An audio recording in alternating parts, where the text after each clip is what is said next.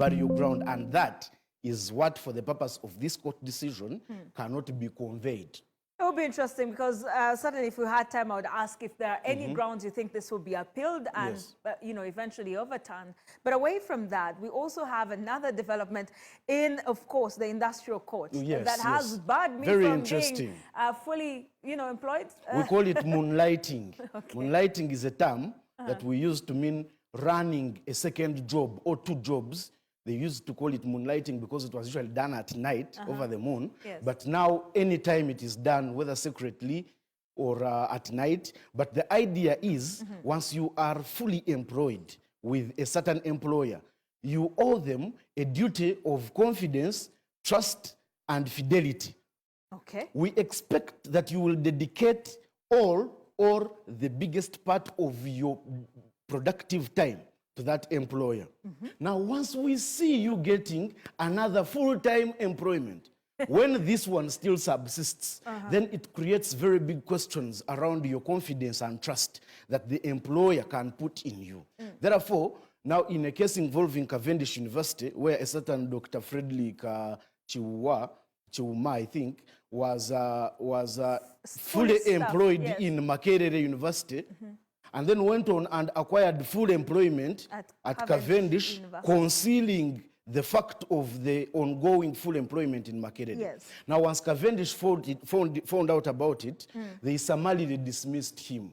So he went to the industrial court to complain that why are these people dismissing me in a summary manner. But court said this is indeed gross misconduct. You cannot have a full-time employment here and another full-time employment. So is it incumbent upon me to fully disclose as soon as...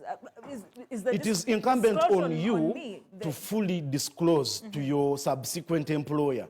If they feel like they must take you in, they can give you employment on a basis of an independent contractor, but not a full-time employee. Or a consultant. Or a consultant. We have a lot of ways we can run around it. But you cannot conceal, get full employment here when you have another subsisting full employment. That is breach of fidelity, and court has said the dismissal, even though it was summary, it was okay. Lastly, and briefly because we are running out of time, Ian, the issue on, you know, marital consent when, you know, you're looking at, for example, at mortgages. So we have an issue in Arua where Stanbic Bank went ahead and extended some resources, finances, to a certain businessman under a mortgage arrangement, of which the mortgage property was found out later to be a marital property or matrimonial property.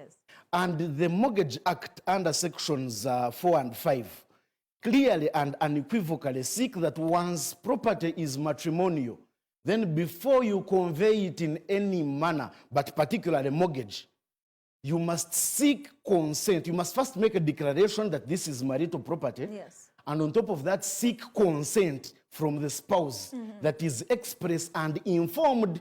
Don't tell your spouse, sign here, I am doing this, and she just signs without knowing what's going on. She must fully know, be aware, give consent, and that is when you can go ahead and use that land as your basis and premise of mortgage. Less of that, we shall stop the mortgager, who is the bank, from enforcing at default. And this is what happened. Because in a dispute involving property worth around 90 million, that Stanbic Bank in Arua had based on to extend mortgage funds to a certain businessman, when it came to enforce after default, court said no. And Justice Magara Harriet was very, very unequivocal and deliberate in her ruling, saying marital and spousal consent is not a by the way. It is a procedural requirement, and that is mandatory. So without it, you don't must have. All right, Ian, quite interesting stories that are happening.